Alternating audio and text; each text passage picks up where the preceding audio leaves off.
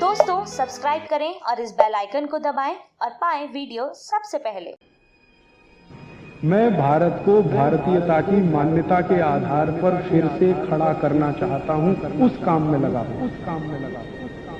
एक बार तो मैं बहुत परेशान हो गया था मेरे जीवन में। आज से 10 साल पहले की एक सच्ची घटना सुनाता हूं। मैं उड़ीसा गया। कालाहांडी नाम का एक इलाका है, भारत का सबसे गरीब इलाका माना जाता है। वहां मेरा व्याख्यान था, मैं गया देने के लिए एक गांव में। तो व्याख्यान था, मैं पहुंच गया समय पर। 3 लोग आए थे सुनने के लिए। एक मैं था खुद, मेरा व्याख्यान सुनने के लिए, एक माइक लगाने वाला था, एक दरी बिछाने वाला था। 3 लोग आए थे। माइक वाले और दरी वाले की मजबूरी थी और मेरी भी मजबूरी थी। मुझे बोलना था, उनको माइक लगाना था, एक को दरी बिछानी थी, चौथा कोई नहीं था। मैंने माइक वाले से कहा, भाई यहां तो कोई आया ही नहीं, व्याख्यान किसको दूं? तो उसने कहा, मैं बैठ जाता हूं आपके सामने, मुझे ही सुनाओ। और उसने कहा, इसको भी बिठा लेता हूं दरी वाले को, हम 2 तो हैं। तो मैंने कहा, बाकी लोग?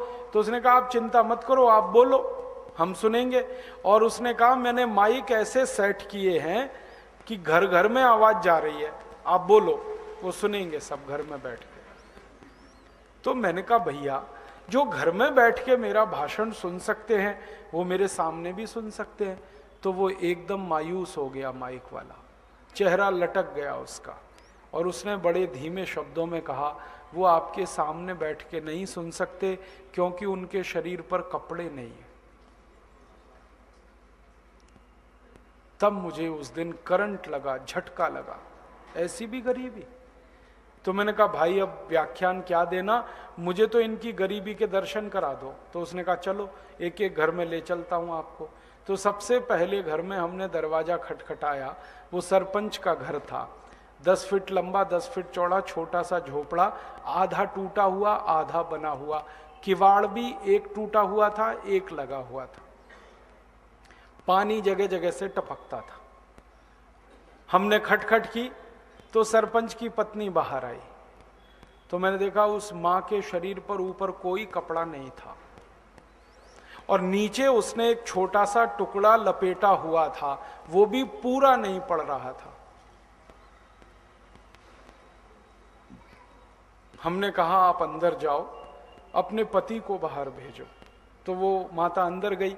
उसका पति थोड़ी देर बाद बाहर आया तो मेरी आंखों में आंसू आ गए। वो वही कपड़ा लपेट कर आया था जिसको पत्नी लपेट के आई थी।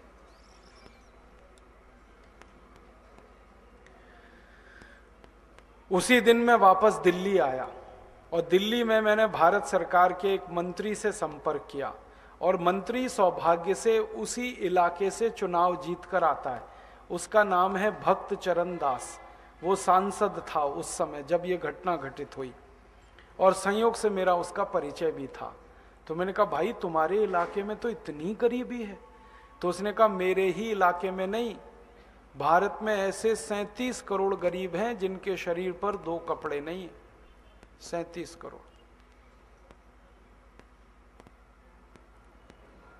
तो मन में बार बार यही आता है, आखिर हुआ क्या 63 साल आजादी के बाद इस देश में?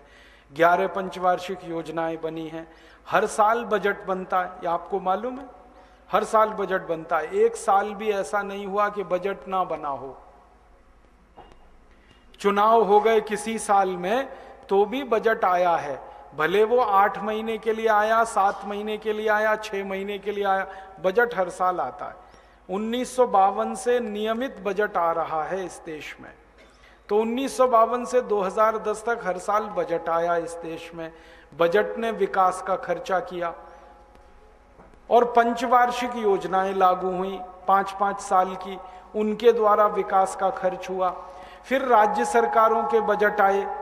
आपको मालूम है बजट 2 स्तर पर 3 स्तर पर बजट बनते हैं इस देश में।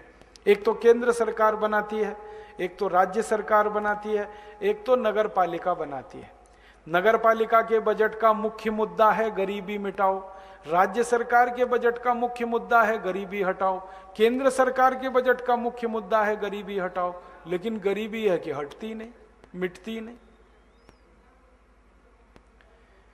मुझे बहुत दुख है ये कहते हुए कि पंडित जवाहरलाल नेहरू ने जब पहला भाषण दिया था प्रधानमंत्री बनने के बाद, तो उनकी पूरी ताकत इस बात पे थी कि हमें गरीबी मिटानी है देश के। और पंडित जवाहरलाल नेहरू 17 साल इस देश की गरीबी मिटाते रहे, और गरीबी है कि मिटती ही नहीं। उसके बाद उनकी बिटिया रानी आई श्रीमती इंदिरा गांधी, उन्होंने 14 साल गरीबी मिटाई इस देश की। 17 साल पिताजी मिटाते रहे, 14 साल बिटिया रानी आ गई और वो गरीबी मिटाती रही। और बिटिया रानी की तो योजना ही थी 20 सूत्री कार्यक्रम, सबसे पहला गरीबी हटाओ।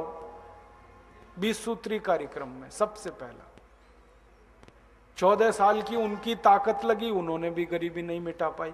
फिर उनके बेटा राजा आ गए राजीव गांधी, वो 5 साल लगे रहे गरीबी मिटाओ। और उसके बाद तो पूरी प्लाटून है, आप जानते हो, नरसिम्हा राव आए, उस बीपी सिंह आए, चंद्रशेखर आए, देवेगौड़ा आए, इंद्र कुमार गुजराल आए, श्री अटल बिहारी वाजपेयी आए, और अब मनमोहन सिंह आए हैं।